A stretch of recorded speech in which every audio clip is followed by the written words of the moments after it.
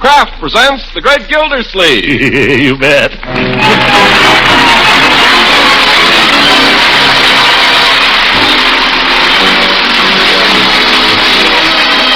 Kraft Cheese Company, makers of Parquet margarine and a complete line of famous quality food products, presents Harold Perry as The Great Gildersleeve. Kraft brings you The Great Gildersleeve every week at this time, written by John Whedon and Sam Moore with music by Claude Sweeten.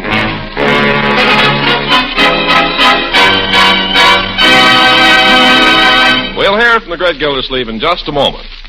One of those Lenten-time foods we like to welcome back are hot cross buns. In our house, we take them hot out of the oven, and so as that white crisscross icing trickles over the golden brown crust, we like to break the buns open and spread on plenty of delicious Parquet margarine. Oh, man, do they ever taste good spread with Parquet. Yes, buns, biscuits, bread, and rolls all taste extra good when you spread on Parquet margarine. The flavor is so fresh, so delicate, so satisfying. And remember, Parquet adds extra nourishment to your Lenten meals. Parquet is one of the finest of energy foods. And it's fortified by Kraft, you know, so that every pound contains 9,000 units of vitamin A. So buy Parquet, the nourishing spread that tastes so good. P-A-R-K-A-Y, Parquet margarine, made by Kraft. Yes, Kraft makes Parquet.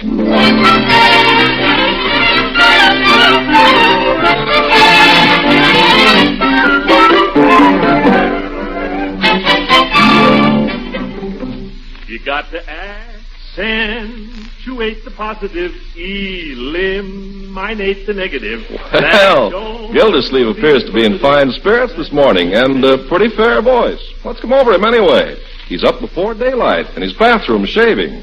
Yes, believe it or not, the clock stands at 10 to 7. The mercury stands at 2 below zero. The coal bin stands 3/4 empty, and his bank account stands $11 overdrawn. What does he care? You got to accentuate the positive, eliminate the negative. Uncle Mort. Come in, my dear. What's going on? Well, a delegation. Good morning, Marjorie. Good morning, Leroy. Good morning, one and all. Shh, you'll wake Aunt Hattie. Oop. What's got into you, Unc? You're not as gruesome as usual. Yes, what is it? Step inside and close the door. Children, Yes? you got to accentuate. Oh, come on, Unc. What is this? Children, your uncle is the bearer of glad tidings. What do you mean? Your Aunt Hattie, may her tribe increase, has decided that her mission here is accomplished. She's not going home. She's going home. Quiet, quiet. Let sleeping dogs lie. Oh, I shouldn't have said that. That's no way to talk about Aunt Hattie. Don't ever let me hear you talk that way about Aunt Hattie, Leroy. No, sir. Very kind of your aunt to come here and look after you like this. That's no way to talk about her. You understand? What a character. You took the words right out of my mouth. When's she going, Uncle Mort? I don't know, in a few days. As soon as she can get a ticket. But we mustn't rush her, you understand? I don't want you to say anything about this. Not a word. Okay. Now, hand me that mug, will you, my dear? Where's my... Leroy, give me that brush. Can I mix up the lather, Unc? No, you may not. Why? Because I prefer to do it myself. You may go now, children. Oh, can't we stay and watch? Yeah, let us watch, Unc. What is there to watch? You look so funny when you shave. You make such funny faces. Well, I have to make faces. Now, go on out. I can't shave with people watching me. Oh, please. Please, Unc. Well, if you keep out of the way. Don't forget under your chin, Uncle Mort. Which chin? Yep. Listen, you, I've been shaving myself for 30 years now, and I don't need any advice. Yeah? Who's there? It's me, Mr. Gildersleeve, Bertie. Open the door, Leroy. I didn't want to disturb you. I just... What's the matter? Never seen a man shave before, Bertie? Excuse me, Mr. Gildersleeve. I heard you stirring around up here, and I wondered how soon you wanted breakfast. I'll be ready in 7 1/2 minutes, Bertie. Yes, sir. How about her? Is she up yet? Miss Forrester? Bertie, she's leaving. Shh. Leaving? Not so loud, Bertie. But it's true. Miss Forrester is leaving. Hallelujah. Maybe this is the turning point. That just goes to show, Mr. Gildersleeve, that shows the power of prayer. Well, you keep right on praying, Bertie. But in the meantime, how about a little breakfast? Mr. Gildersleeve, it strikes me that this is the time for buckwheat cakes and sausages. Oh, man. Come on out here, you children. Let your uncle shave, and you get dressed. Breakfast in 10 minutes, you hear? Okay, Bertie. You got to accentuate the positive. That, Mr. Gildersleeve. Eliminate the negative. Latch on to the affirmative. Don't mess with Mr. In-Between.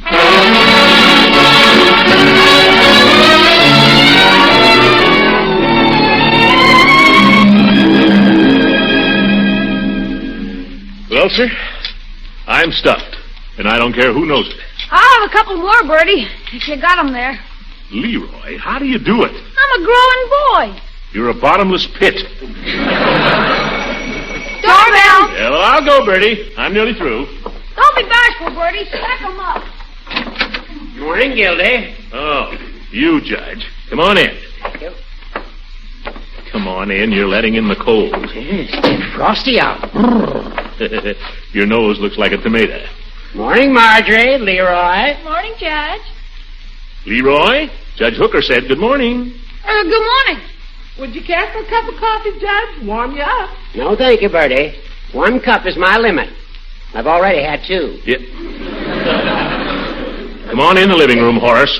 Take off your earmuffs. Can't stay, Gildy. I gotta get down to the office. I just dropped in to get your proxy. My proxy? For what? For the meeting tonight, the Jolly Boys Social Club. We're holding an election of officers, and I knew you wouldn't be able to attend, so I thought I'd Now, wait a minute. What makes you think I won't be able to attend?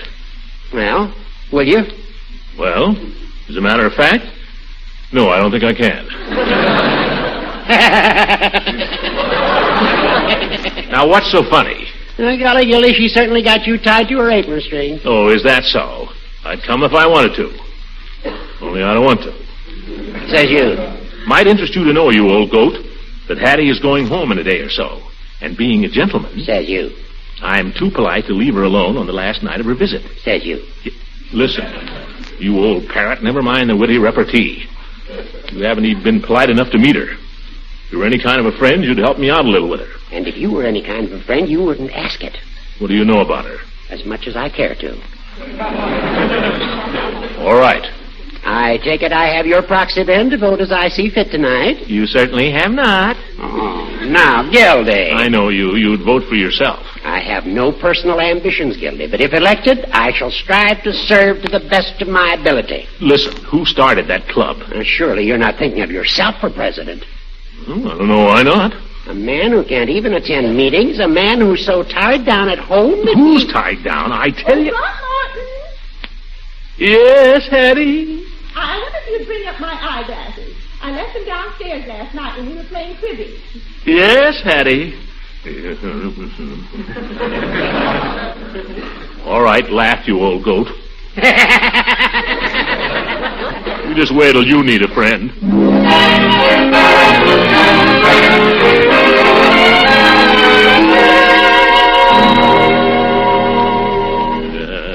Scheming old goat. I start the club and he wants to run it. Why, George, if I could get down there tonight. Why don't you just go, Uncle Mort? What? Leave Aunt Hattie all alone? On her last night here? Oh, no, my dear, that wouldn't be very nice. If there's anything I hate, it's a schemer. She's coming downstairs. Huh? I remember what I told you. No remarks about her leaving. And for goodness sake, be polite, or she'll think she's got to stay and start work on you all over again. Don't worry. You too, Marjorie. Yes, Uncle Mort. Yeah, well, good morning, Hattie. Good morning, Aunt Hattie. Good morning, Aunt Hattie. Good morning, everyone. Did you have a good night's sleep, Aunt Hattie? Why, yes, Leroy, I did, thank you. That's good. I was afraid noisy children might wake you up, so I didn't let anybody play in the front yard. Well, that was very thoughtful, Leroy. Yeah, that's me. How you feeling now, Aunt Hattie? Feeling? Why, I feel fine, Leroy. Why? That's good. Just wanted to know. Have you had breakfast, Aunt Hattie? Or could I get you some? Oh, Bertie brought my breakfast up to me on a tray, thank you. Well, I hope it was satisfactory. Oh, yes. The egg was a little harder than I liked them, but then things can't be perfect. No reason why not. Yeah, better speak to Bertie about that, Uncle Throckmorton. I don't usually approve of staying in bed for breakfast. But once in a great while, I like to pamper myself and rest up in the morning, especially before a long journey. Going somewhere, Aunt Hattie? Yes, I'm afraid I have to, Leroy. I've got to be getting home. Oh, gee. Did you hear that, Marge? Aunt Hattie's gone home. Shucks. Leroy. I suppose I really ought to be doing something about getting train reservations, Throckmorton. Train? Well, must you go, Hattie? Yeah. Couldn't you stay another week, Auntie? Look, little Lord Fauntleroy. Why don't you run along, you and your sister? Aunt Hattie and I have a few things to talk about. Come on, Leroy. We'll see you at lunch, Aunt Hattie. Yeah, see you at lunch. I get to sit next to Aunt Hattie, Marge. You've certainly done wonders with those children, Hattie. I hope it lasts. Oh, by the way, Throckmorton, there's something I've had on my mind. Oh? What's that? It's about the children. Yes? Have you ever considered what would happen to them in the event that you, passed on? Passed on? Died. I'm not going to die. Yes, but if you did, you ought to consider that, you know. What provision is made for them in the event of your demise? Demise? Well, I don't remember exactly, Hattie. It's all in the thing there, the legal papers. I must say you don't seem very clear about it, but if you say it's taken care of... Wait a minute. Maybe you'd like to talk to Judge Hooker about this. Well, it's no business of mine. You're the children's guardian. No, I think you've got a very good point there, Hattie. The judge is a regular bear cat on all that legal stuff. Tell you what I'll do. I'll call him right up. Well, I didn't mean... Oh, the judge would love to talk to you about it. I'll ask him to come over this evening. Are you sure he wouldn't mind? Mind? He's been dying to meet you. Oh, you'll be crazy about the judge. A wonderful fellow and a great mind. Yeah, the old schemer. If there's anything I hate, it's a schemer. Hello. Judge Hooker there. Well, put him on, please. This is Mr. Gildersleeve. Judge just came into his office. Hello, Judge. Gildy. Judge, I wonder if you could come over to my house this evening on a matter of business. Yeah, it has to do with the estate. Miss Forrester would like to discuss... Now, wait a minute. I don't care what social engagement you have. Oh, if it's not convenient, tell him that... This is business, Judge, and it's mighty important. Either you're the executor of this estate or you're not. Which is it?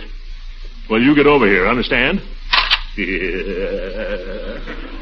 he coming? Oh, the judge says he'd be delighted. Fine. Yes, sir. If there's anything I hate, it's a schemer.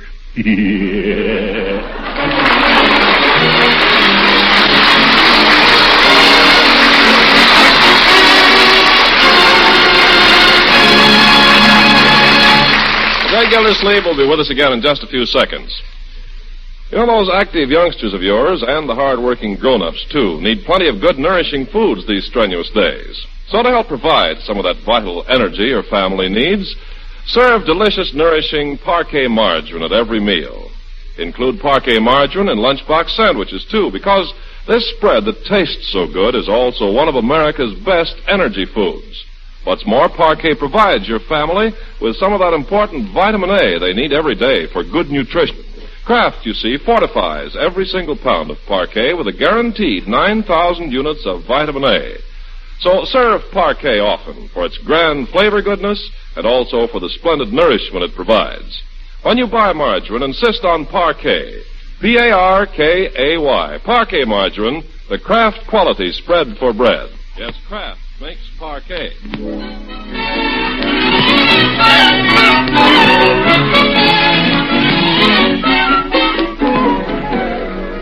Now let's get back to the great Gildersleeve, that crafty fellow. It's a little before 8 o'clock in the evening, and we find him with his hat and coat on, his hand on the knob of his front door, about to make what looks like a getaway. Hattie, you sure you don't mind my going out for a few minutes? Not at all, Throckmorton. Not if this meeting is as important as you say. Oh, you going to an important meeting, Unc? Very important.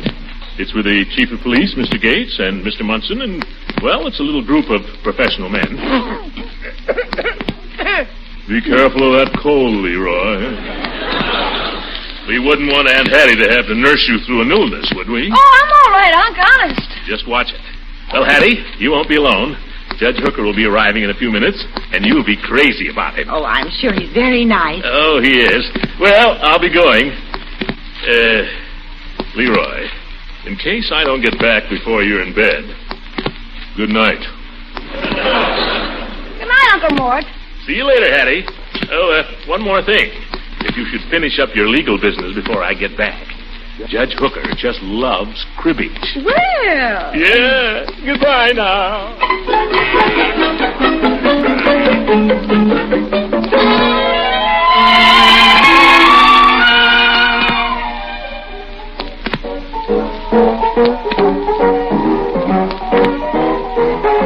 Well, that's a catchy name of that. You know, Chief, it's the song the burglar sang to the policeman. Don't fence me in. Oh, yeah. That opera singer sings it every week on the radio. Yeah, real pretty tune. You know the prisoner's song? Oh, if I had the wings of an angel. Oh, get your mind off of business, Chief. Oh. We're here to relax tonight. I'm relaxed. Oh, I understand we're going to have an election of officers. Oh, Hooker speak to you, too? Oh, he said something about it. I think the old windbag wants to be the president. Well, why not? I think he'd make a pretty good president. Give the club a little dignity. Are you kidding? This club wouldn't have no dignity if Patrick Henry was the president. Hello! Gildersleeve. Speaking of windbags. Are there any jolly boys up there? There are two here now, Commissioner. With him, that's 3.5. Well, good evening, jolly boys. Remember me? Gildersleeve's the name. Glad to see you, Commissioner. Have a chair, Commissioner. I thought your sister-in-law had you locked up for the night. What'd you do, shinny down the rain pipe? I simply announced I was going to a meeting, Floyd. I announced it in loud, clear tones. Yeah, I know them tones. Do you mind if I go to a meeting tonight, lovey-dovey? Well, I'm here anyway, fellas, and the judge is trapped for the evening. Oh, now, Gildersleeve, I don't know whether you should have done that or not. The judge has his heart set on this election. What do we want with a president anyway? Oh, we should have a secretary, too. Get a secretary, he's got to write letters. All we want to do is play a little poker. Just the same, I say Hooker'd be a good president. Tell me, Chief, what office did he promise you? The reason I mention it, he promised...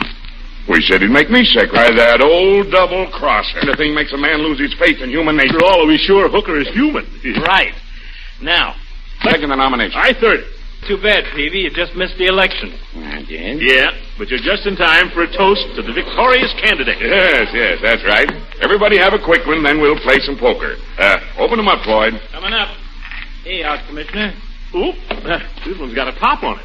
Chief? Thanks. And one for the peeve and one for me. Hey, they're nice and cold. Yes, I haven't sitting out on the windowsill all afternoon. Gentlemen, a toast. Judge Hooker, the finest dog catcher this club ever had. Well, I wouldn't say that.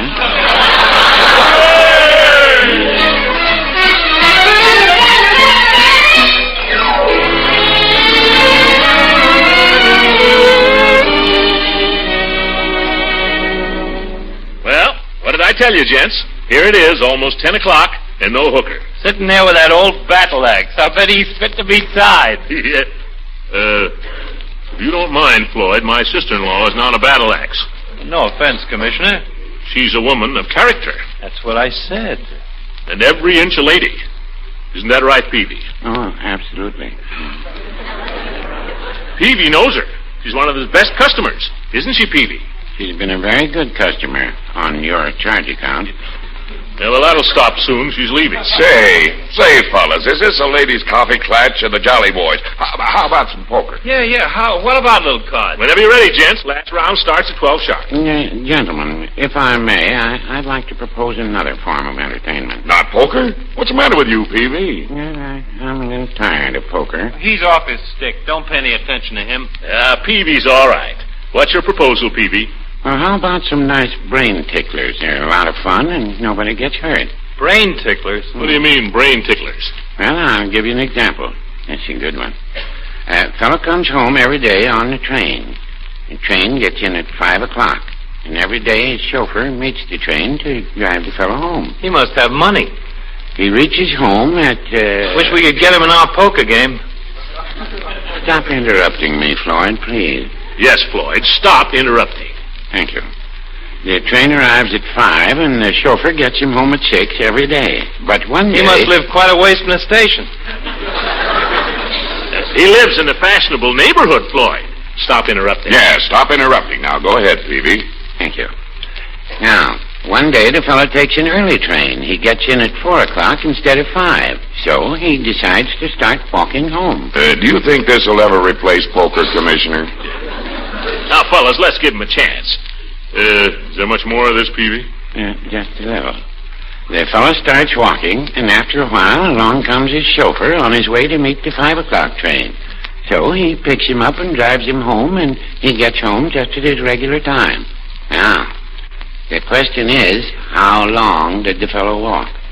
Isn't that a dinger?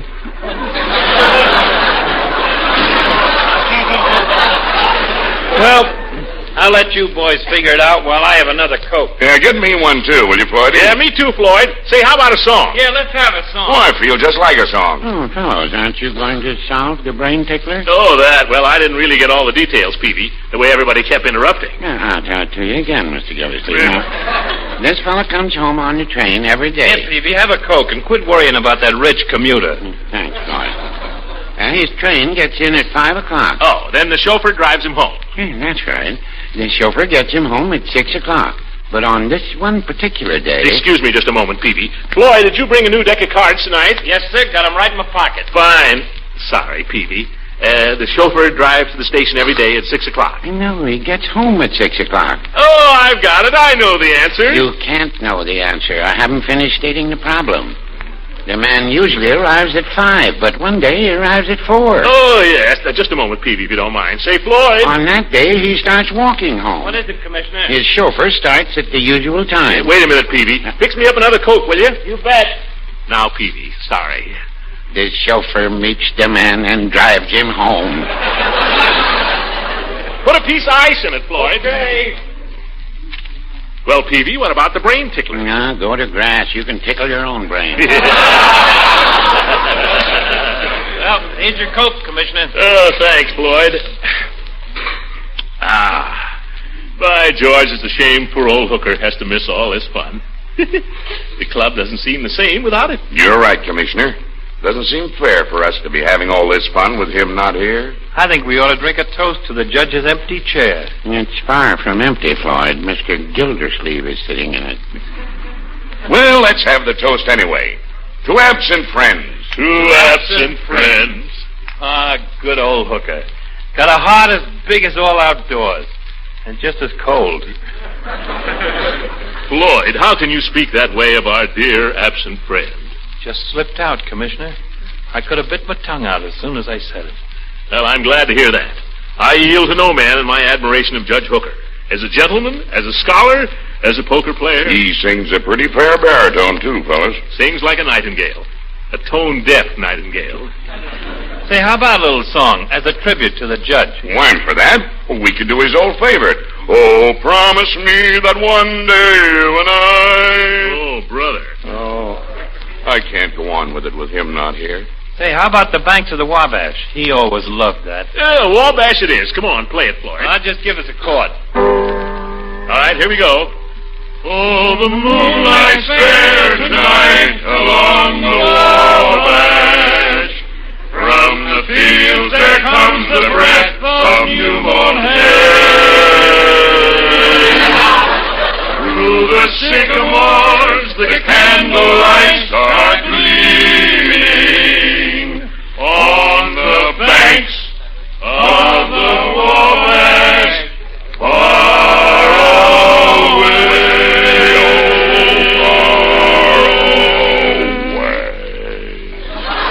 oh, great. Let's do it again, huh? This one's really for Hooker. Oh, the moonlight.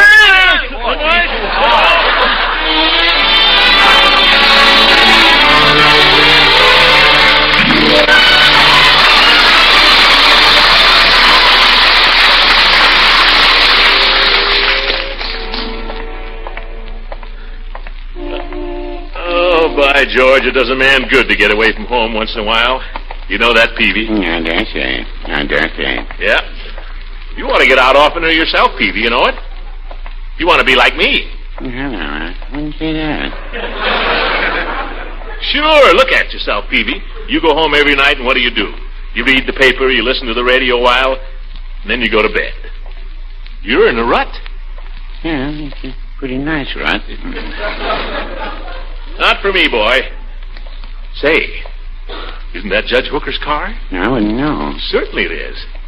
I'd know this fender anywhere. They must be having quite a legal discussion in there. Yeah, discussion nothing. If I know Hattie, she's hooked him into a cribbage game. The judge will never forgive me for this, Peavy. Well, I guess I'll be going along. Good night, Mr. Gilderdersleeve. Good night, Peavy.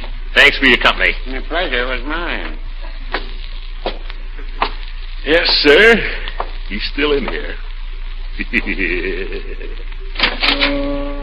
Oh, promise me that one day you and I... Hooker! Well, I had no idea I'd find you still here. Oh, I've had a delightful evening, Gildy. Huh? And so have I, Throckmorton. And guess what? What, Hattie? The judge has been so charming, he's persuaded me to stay another few weeks. Once more, Judge. Oh, promise me that one day you and I...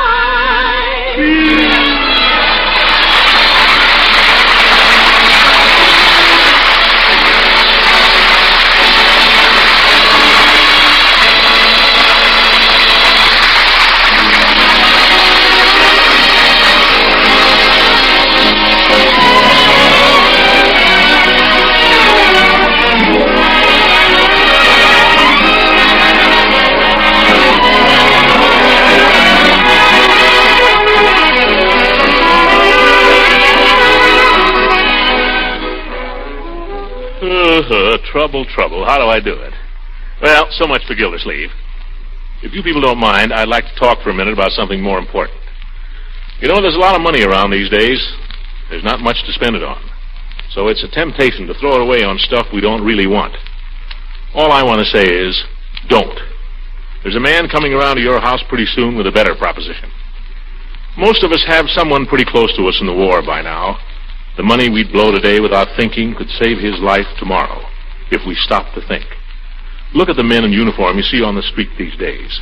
The men who are fighting this war for us. They're kids, most of them. A lot of them have never even been away from home before. And they're a long way from home now. They need more than just weapons and training and food. They need a little comfort now and then when it's possible. They need assurance that everything's being taken care of back home. They need diversion and rest from the strain of battle. They need care when they're wounded and blood when they've given theirs. All these things the Red Cross can give them. But it can give these things only if we give to the Red Cross. So when we're called upon, and it won't be long now, let's be ready. Not with an alibi, but with every cent we can scrape up. Show me any place where you can get more for your money. Good night, everybody, and think it over, will you?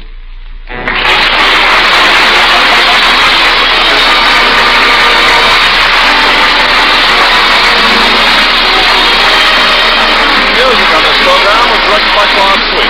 Ken Carpenter, speaking for the Kraft Cheese Company, makers of Parquet Margarine and a complete line of famous Spalding food products.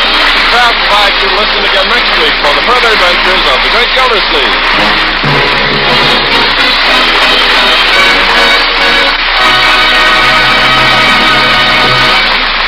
This is the National Broadcasting Company.